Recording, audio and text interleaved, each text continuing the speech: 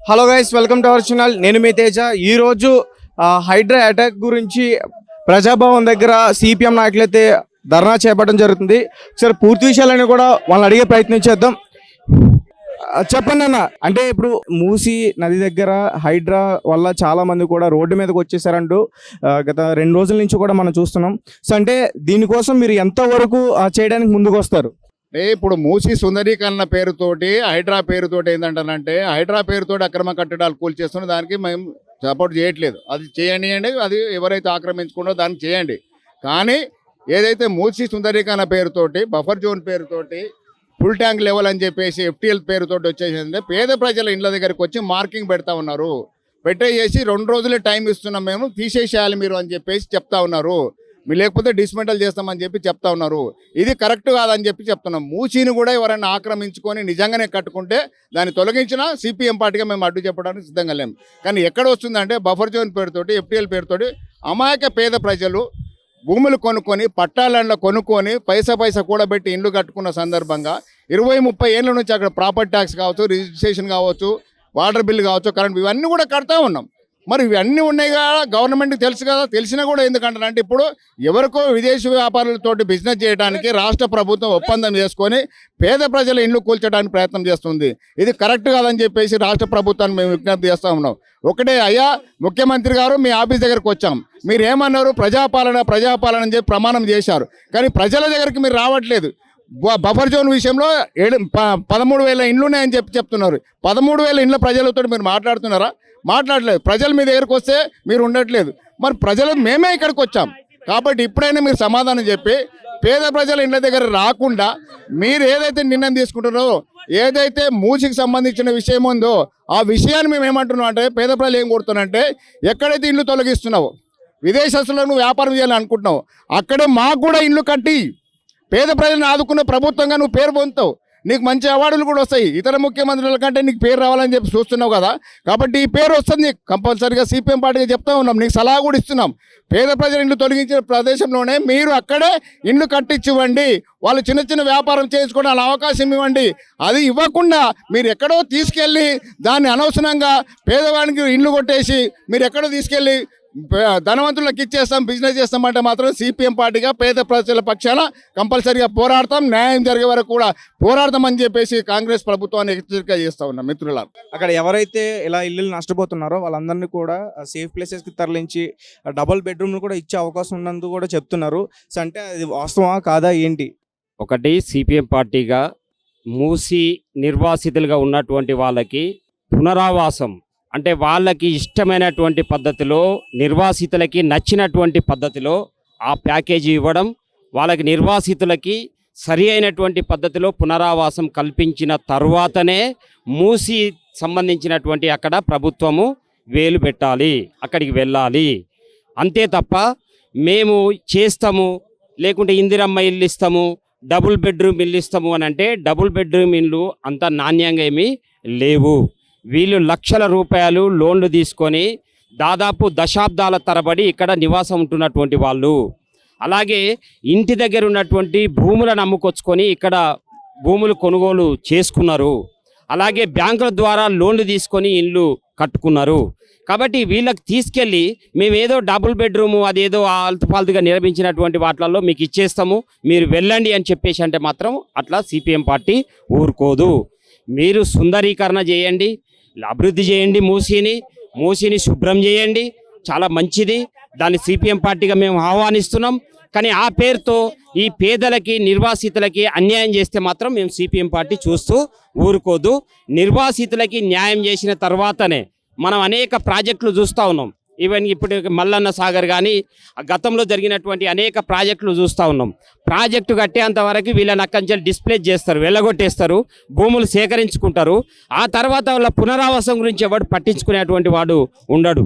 అందుకనే ముందు పునరావాసం కల్పించండి, వాళ్ళకి సరి అయినటువంటి, వాళ్ళకి నచ్చినటువంటి పద్ధతిలో కాంపన్సేషన్ ఇవ్వండి. ఇండ్లు పోతే ఇండ్లు నిర్మించుకోవడానికి కావాల్సినటువంటి డబ్బులు మీరు దాని వాల్యుయేషన్ చేసి అట్లా ఇవ్వండి. ఇవన్నీ ఏవి కూడా ఆ బాధితులతోటి మాట్లాడకుండా డైరెక్ట్ మీరు పోలీసులను తీసుకొచ్చి, అధికారులను తీసుకొచ్చి బలవంతంగా ఇక్కడ నుండి ఖాళీ చేయించాలని ప్రయత్నం చేస్తే ఇప్పటికే 2-3 ఆ టెన్షన్తో చనిపోయారు. ఆత్మహత్యలు కూడా చేసుకుంటా ఉన్నారు. కాబట్టి ఇలాంటి పరిస్థితి వద్దు. మీరు ఈ బాధితులందరితోటి మీరే ప్రభుత్వం డైరెక్ట్గా మీరు మీట్ కాండి, వాళ్ళకు నిర్వాసితులకు కావాల్సినటువంటి వాళ్ళ డిమాండ్స్ను మీరు వినండి, వాళ్ళ న్యాయమైనటువంటి డిమాండ్స్ను మీరు పరిష్కారం చేయండి, వాళ్ళకి పునరావాసంతో పాటు సరి అయినటువంటి ప్యాకేజ్ ఇవ్వండి. అప్పుడు మీరు ఏదైతే నిర్ణయం తీసుకోవాలనుకుంటారో అది తీసుకోండి తప్ప ఈ పద్ధతులలో మేము అర్ధరాత్రి వచ్చి కూలి చేస్తాము, 2 రోజులే టైం ఇస్తున్నాము, 2 గంటలే టైం ఇస్తున్నాము. ఇప్పుడు 50 ఏళ్ళ నుంచి అక్కడ ఉన్నటువంటి వాళ్ళని 2 గంటలలో నువ్వు వెళ్ళిపోవాలి, 2 రోజులలో మీరు ఇక్కడ నుండి వెళ్ళిపోవాలి, మీరు తట్టబుట్ట సదురుకోవాలి అని చెప్పేసి అంటే అది ఎట్లా సాధ్యమవుద్ది? కాబట్టి ఇది సరి అయింది కాదు ప్రభుత్వాన్ని. మీరు బస్తీ మీటింగ్లు ఏర్పాటు చేయండి, బస్తీ కమిటీలను పిలవండి, అలాగే రాజకీయ పార్టీలను కూడా పిలవండి, అక్కడ ఉన్నటువంటి ప్రజాప్రతినిధులను సంప్రదించండి, ఇవన్నీ కూడా చేయమని చెప్పేసి మేము అడుగుతా ఉన్నాము. అలాగే ఈరోజు టీఆర్ఎస్ కానీ ఇతర పార్టీలు కొన్ని స్పందిస్తూ ఉన్నాయి, బీజేపీ కానీ స్పందిస్తూ ఉన్నాయి. మీరు ఇక్కడ ప్రజాప్రతినిధులుగా ఉన్నారు, స్థానిక కార్పొరేటర్స్గా ఉన్నారు, అలాగే ఎమ్మెల్యేలుగా ఉన్నారు. మీరు ఇంతకాలం ఏం చేసారు ఈ బాధితుల గురించి అని చెప్పేసి అడగదలుచుకున్నాం. మీ రాజకీయ నాయకులే మీకు అక్కడ ఉన్నటువంటి భూ కబ్జాదారులు మూసి పరివాహక ప్రాంతాన్ని మొత్తం కబ్జా చేసి ఈ పేదలందరికీ అమ్ముకుంటున్నప్పుడు మీరు ఏం చేశారు అని చెప్పేసి అడగదలుచుకున్నాం. ఈరోజు మళ్ళీ పేదల పక్షాన పోరాడుతున్నట్టుగా ఇప్పుడు మీరు పోజులు పెడతా ఉన్నారు. భూములు అమ్మింది మీ నాయకులే, మీ స్థానికంగా ఉండేటువంటి నాయకులు. ఈరోజు పేద ప్రజలు నష్టపోతా అంటే మీరు గమ్మున ఊరుకుంటా ఉన్నారు. మీరు ఎవరెవరైతే భూములు అమ్మినరో వీళ్ళకి పేదలకి వాళ్ళ మీద ఏం యాక్షన్ తీసుకుంటా ఉన్నారని చెప్పేసి అడుగుతా ఉన్నాం. కాబట్టి ఈ పేదలకి భూములు అమ్మిన వాళ్ళపైన యాక్షన్ తీసుకోవాలి. అలాగే బఫర్ జోన్లో లేకుంటే ఎఫ్టీఎల్లో ఈ భూములను ఎలా అమ్మినరు, స్థానికంగా ఉండేటువంటి ప్రజాప్రతినిధులు ఏం చేస్తున్నారు, మీరు గుడ్డి గుర్రం పళ్ళు తవ్వుతా ఉన్నారా, ఈ భూములన్నీ అమ్ముకుంటా ఉన్నారని చెప్పేసి అడుగుతా ఉన్నాం. కాబట్టి దశాబ్దాల తరబడి అక్కడ ఎంఐఎం కానీ ఇటు బీజేపీ కానీ అటు కాంగ్రెస్ కానీ మీరే అధికారంలో ఉన్నారు. ఈ పేదలు మీ ప్రభుత్వాలు ఇచ్చినటువంటి వాటిలలోనే పట్టాలు ఉంటేనే దాంట్లో ఇల్లు కట్టుకున్నారు. మళ్ళీ ఇప్పుడు మీ ప్రభుత్వాలే మీరు ఉండొద్దు అని చెప్పేసి వాళ్ళని ఎల్లగొడతా ఉంటే మరి పేద ప్రజలు ఎక్కడికి పోవాలని చెప్పేసి అడుగుతా ఉన్నాం. అందుకని మీ డ్రామాలు ఆపండి, ఈ ప్రజలకి సరి అయినటువంటి న్యాయం చేయండి అని చెప్పేసి సిపిఎం పార్టీగా మేము డిమాండ్ చేస్తూ ఉన్నాం. వీళ్లకు న్యాయం చేసి సరి అయినటువంటి పునరావాసం కల్పించేంత వరకు అక్కడ బఫర్ జోన్ పేరుతో కానీ ఎఫ్టీఎల్ పేరుతో కానీ ప్రభుత్వం వస్తే అక్కడ పేద ప్రజలందరితో కలిసి వాళ్ళ కోసం మేము ఎలాంటి ఆందోళనకైనా మేము సిద్ధంగా ఉన్నామని చెప్పేసి ప్రభుత్వానికి మేము హెచ్చరిక చేయదలుచుకున్నాం. అంటే అక్కడ ఉన్న ప్రజలందరికీ కూడా ముందే వాళ్ళకి నోటీసులు పంపించి ఖాళీ చేయమని చెప్పినా వాళ్ళు ఖాళీ చేయట్లేదని చెప్పి హైడ్రా సడన్గా అటాక్ చేస్తుందంటూ కూడా చెప్తున్నారు. సో దీనికి సంబంధించి మీరేం చెప్తారు? ఎలాంటి నోటీసులు గవర్నమెంట్ ఇవ్వలేదు. మీరు ఇక్కడ ఉన్న ఏ ప్రజలనైనా అడగొచ్చు, నోటీస్ అనేది మాకు రాలేదు. నోటీసు రాకుండా ఓన్లీ వచ్చి యాప్ పెట్టుకొని ఈ ఇల్లు అనేది ఒక మార్కు పెట్టిపోయారు అంతేగాని మాకు నోటీసులు ఏమి ఇవ్వలేదు, హెచ్చరిక ఎలాంటివి చేయలేదు. ఎలాంటిది లేకుండా ఈరోజు దారుణంగా మా ఇండ్లను కూల్చే కార్యక్రమము రాష్ట్ర ప్రభుత్వం తీసుకుంది. ఇది చాలా దుర్మార్గం. ఇండ్లు ఉన్నోళ్ళకి ఇండ్లని కాపాడుతూ లేనోళ్ళకు కొత్త ఇండ్లని ఏర్పాటు చేయాల్సిన బాధ్యత రాష్ట్ర ప్రభుత్వం పైన ఉంది. అలాంటిది లేకుండా ఈరోజు కొత్త ఇండ్లు కాకుండా ఉన్న ఇండ్లనే మొత్తం గూడు లేకుండా పేద ప్రజలందరినీ రోడ్డున పడేయడం ఎంతవరకు న్యాయం అనేది ఈరోజు మేము కాంగ్రెస్ గవర్నమెంట్ని ప్రశ్నిస్తున్నాము. ఇలాగే గనక మాకు పునరావాసం కల్పించకుండా మా ఇండ్ల జోలికి వస్తే మేము ఊరుకునేదే లేదు.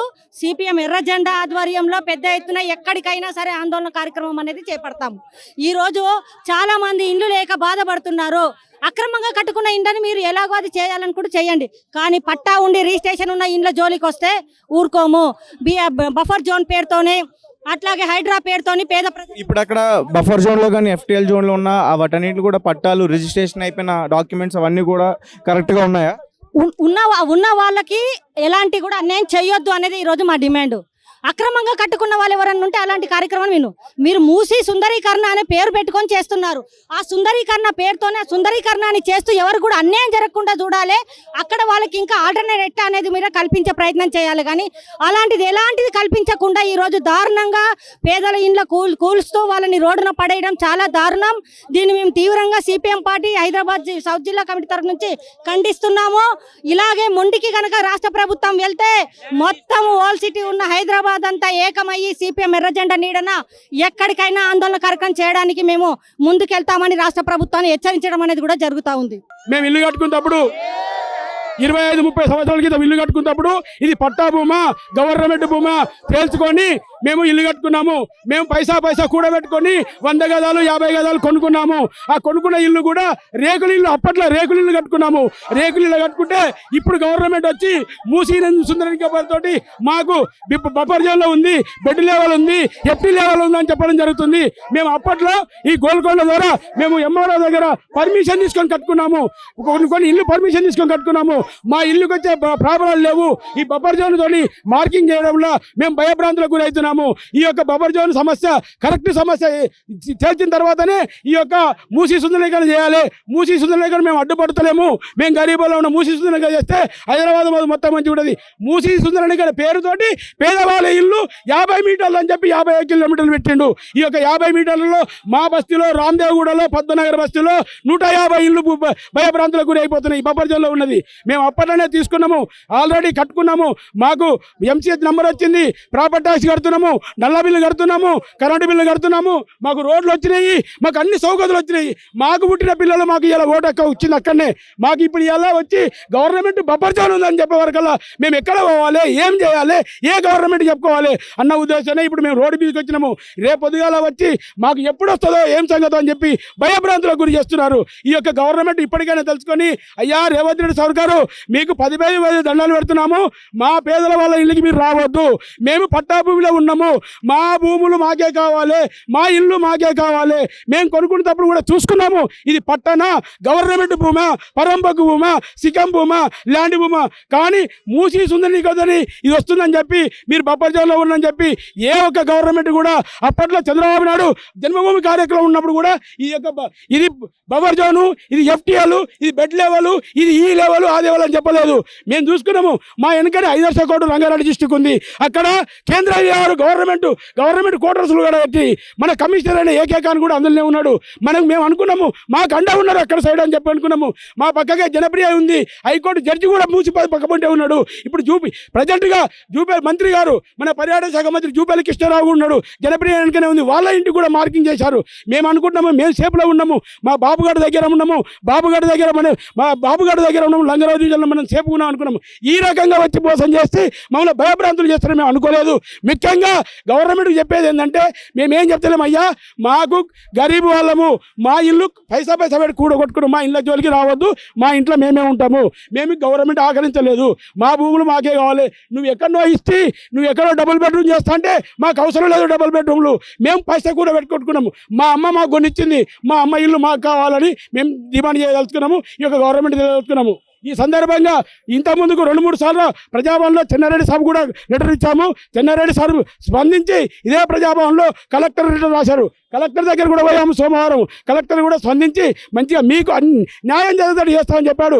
మీరు చెప్పినాము అప్పుడు కలెక్టర్ కూడా, అయ్యా మీరు న్యాయం చేస్తున్నారని చెప్పారు. మీరు పేదల గురించి ఉన్నారు, మీకు కూడా దండము, మీరు ఎప్పుడే చేసినా కానీ మా పేదలకు ఆదుకోవాలి, అండదండ ఉండాలని ఆ యొక్క కలెక్టర్ కూడా దండం పెట్టి మేము వెళ్ళొచ్చాము. ఇది సార్ మా బస్తీ సమస్య.